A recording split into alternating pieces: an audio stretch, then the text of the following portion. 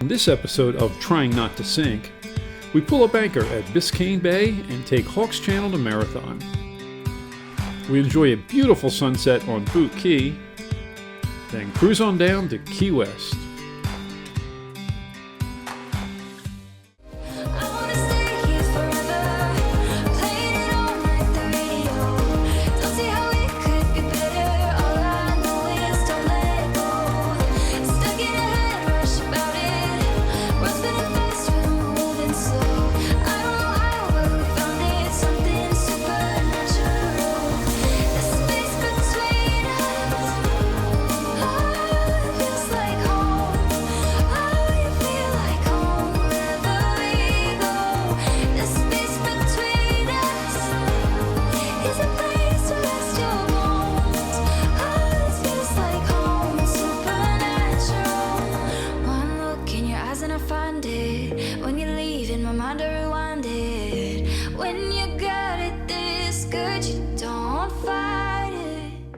We're leaving our anchor spot, which is right outside No Name Harbor. It was a really comfortable night, and we're off bright and early. I don't even think the sun's quite risen yet, or has rose yet.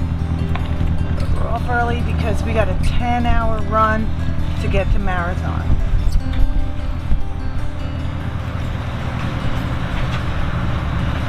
Right, Captain? Yeah, it should be about that. Hopefully we have some tide and current with us and hopefully get about 10 knots. And if so, yeah, we'll be there maybe in 9 hours. But we want to get there reasonably early because there's a tiki bar we really like to go to. We got the bikes, we want to try them out and go riding, so we want to get there a decent amount of time. That was a great night. This was a great place to anchor. And it was the calmest anchorage we had in a few attempts. Yeah. Although the winds were with us. Yeah, and we were outside. We did not go into No Name Harbor. We stayed outside in the bay. There's not a lot of room in there. If you have a smaller boat, it's fine. You know, if there's like 3 boats this size in there, that's about it. You know, yeah. So we're perfectly happy. There's a lot of room out here. That's comfortable. And there's really no reason to go in unless you're, maybe if you had winds coming from the east, it might have been a good idea to go in. For protection. I mean, from the west, rather. But since the winds were coming from the east, we were already protected by Biscayne. And, the restaurant in there it's okay. I mean, if you're hungry, I'm not going to make an effort to go back in again. It didn't have a bar. There's no beer selection. And the food was okay. So it's not, not our cup of tea.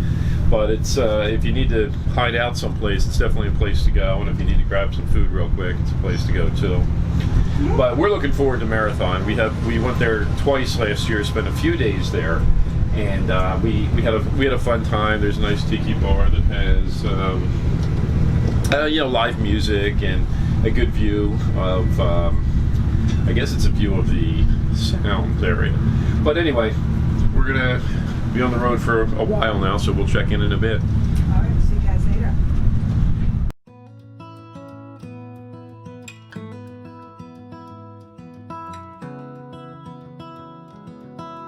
Once again, we are fortunate to have perfect weather and calm seas.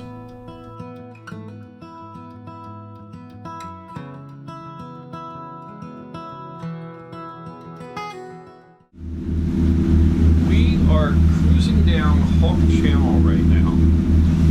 Hawk Channel is a body of water that sits between the Keys, which are to my starboard, and to my port are some scattered reefs, and then on the other side of them, the ocean. There's 2 ways to get down to Key West from where we're coming from. You can take Hawk Channel like we're doing, or you can go on the other side of the Keys and take the inside route. The outside route at Hawk Channel has deeper water, and it's pretty much a straight path. You just get in line and just a little curve around the Keys and you're there. If I were inside, I'd have to be very careful because of our draft, and we would be zigzagging in and out of shoals and rocks and all that type of stuff. So this is the way we went last time. This is the best way for a boat this size to go. We are about 2 hours out from Marathon right now. anxious to get there. Had a great time. We spent quite a few days there last year because we got stuck there for weather issues, waiting for some storms to pass.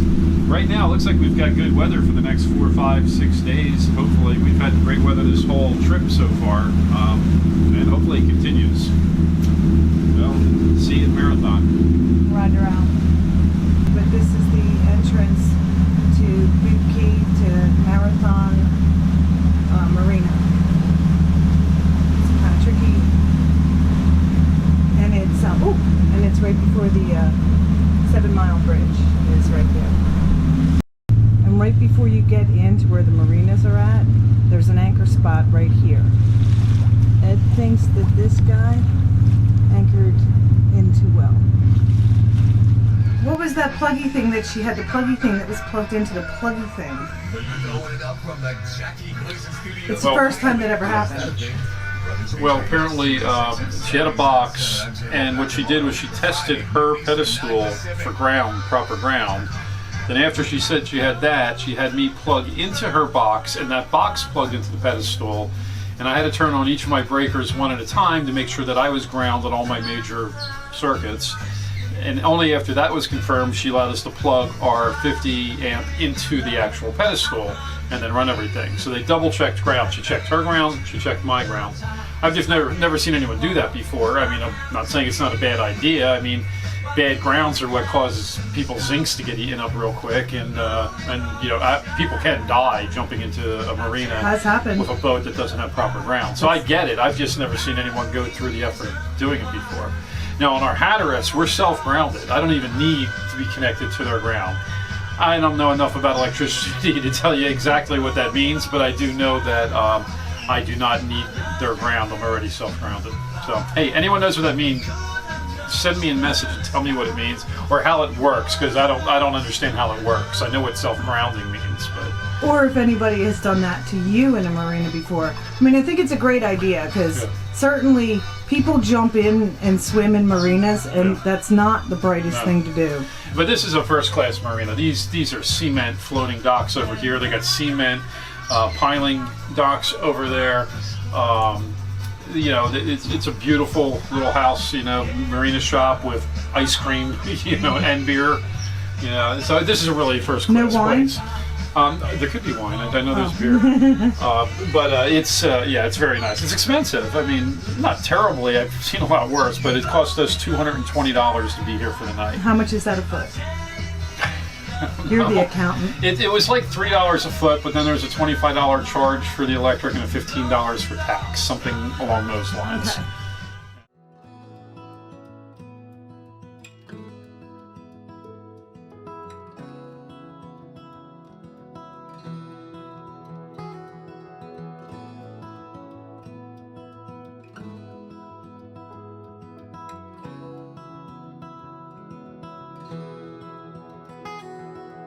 Up here, we like to do a little toast every night just to show how much we appreciate it. So, to all you folks around the bar, whether you have traveled from near or come from far, let's toast the sunset on the seas and thank our lucky stars.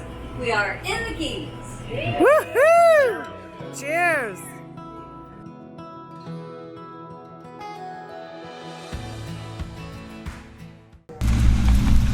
We're now leaving Marathon Marina at Boot Key, and we are heading to Key West. Woo-hoo! Hey, Lynn, did you forget something? No, we're on our way to the Keys. We're being Keys people. Keys people. Yeah. Isn't that the carnival they have there where they're all naked? No, but I hear there's a rooftop naked bar. I'll check that out. Oh, well, I guess you guys can catch the rest of this on Pornhub. Oh, right.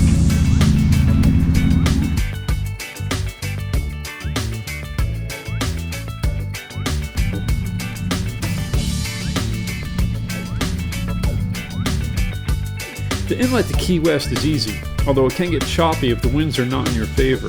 There are break walls protecting the marina from waves. We just talked about how we could have anchored out there. I don't know if you can see where all those boats are at, but Because our dinghy is a little bit much for me, needs like 2 guys to get it off and stuff. It's pretty over the top. Ed was just saying how much we could have saved.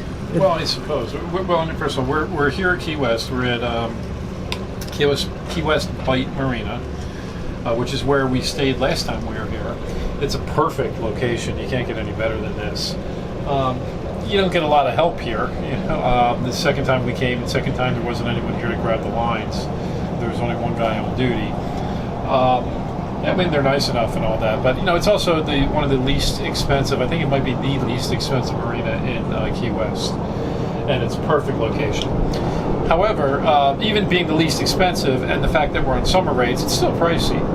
But what Lynn was mentioning is that you can anchor out here all the time. There's different places to anchor around the island depending on which way the winds are coming. You might want to give that plane a... Yeah, we're close to an Air Force base, as you can hear. The fighter jets have been flying around a lot today. Yeah.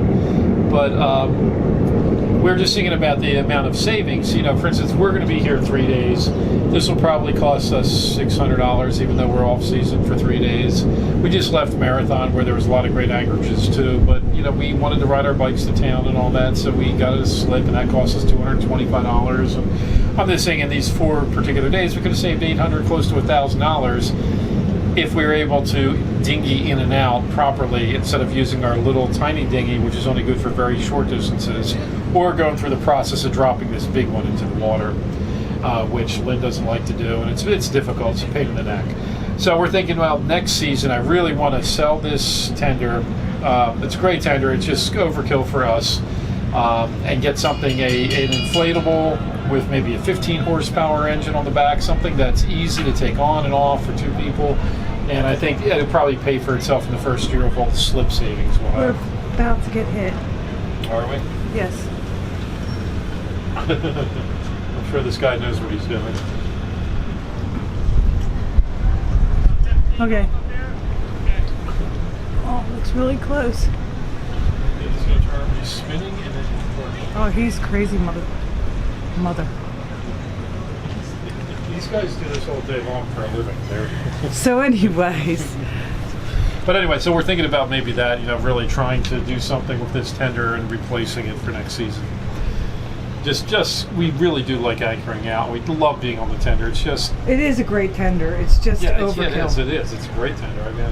It's too heavy for me. Yeah. It's like a boat on a boat. And it's, I just need something that's lighter. It's so heavy and so much that we just don't do it, Yeah. It's just a pain in the neck. Like we had, first time we had Chase to help us out. Second time we had Jerry.